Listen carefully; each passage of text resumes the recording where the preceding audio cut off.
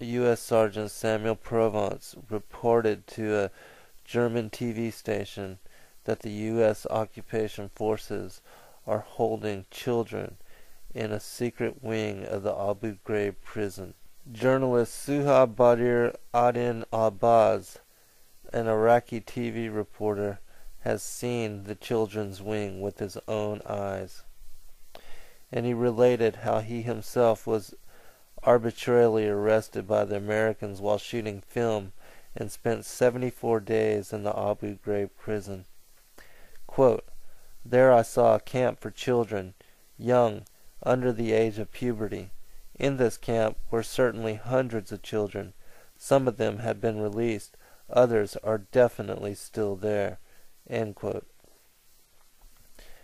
From his cell in the adults' wing, Suhaib heard a 12-year-old girl weeping, and he later learned that her brother, who was on the 3rd floor of the prison, that the girl had called out to her brother. She told him that she was beaten and had been undressed and poured water on. The fact that children are being classified as detainees is alarming, since it contains them for an indefinite time in prison without contact with their families or expectation of legal proceedings or trial.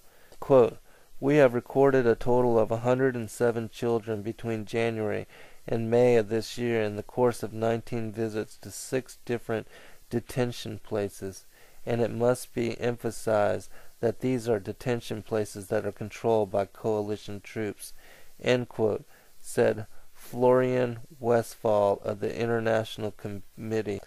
In the internment camp Qasr and also in Abu Ghraib, the Red Cross recorded minors as prisoners. 2 international organizations as well as 4 independent sources confirmed, separate of one another, that occupation troops are holding children as prisoners.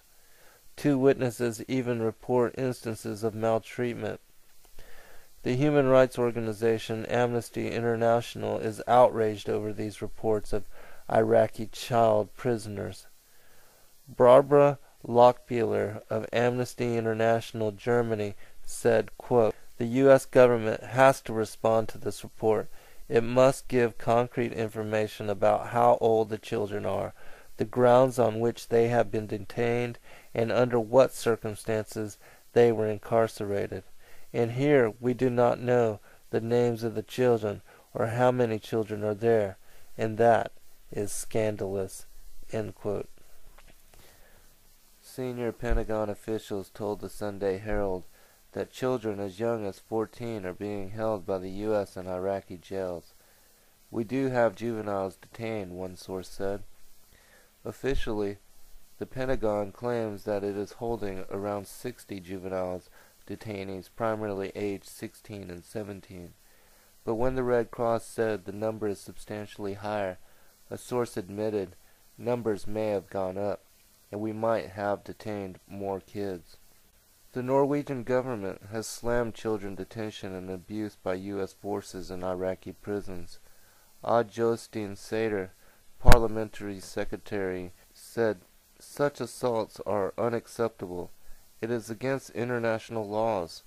This is damaging the struggle for democracy and human rights in Iraq. Alistair Hodgett, media director of Amnesty International USA, said that occupation forces must be transparent about their policy of child detentions, adding that secrecy is one thing that rings alarm bells. He added that even countries which don't have good records allowed Amnesty to access the prisons. Denying access just fuels the rumor mill, he said. More than 1/3 of U.S. soldiers in Iraq surveyed by the Army said they believe torture should be allowed if it helps gather important information about insurgents, the Pentagon disclosed. 4 in 10 said they approve of such illegal abuse if it would save the life of a fellow soldier. 2/3 of Marines and half of the Army troops surveyed said they would not report a team member for mistreating a civilian or for destroying civilian property unnecessarily. Less than half of soldiers and Marines believe that non-combatants should be treated with dignity and respect. the report stated. About 10% of the 1,767 troops in the official survey conducted in Iraq in the fall reported that they had mistreated civilians in Iraq, such as kicking them or needlessly damaging their possessions. The study also found that the more often soldiers are deployed, the longer they are deployed each time, and the less time they spend at home, the more likely they are to suffer mental health problems such as combat trauma, anxiety, and depression. That result is notable given that the Pentagon has sent soldiers and Marines to Iraq multiple times and recently extended the tours of thousands of soldiers from 12 to 15 months.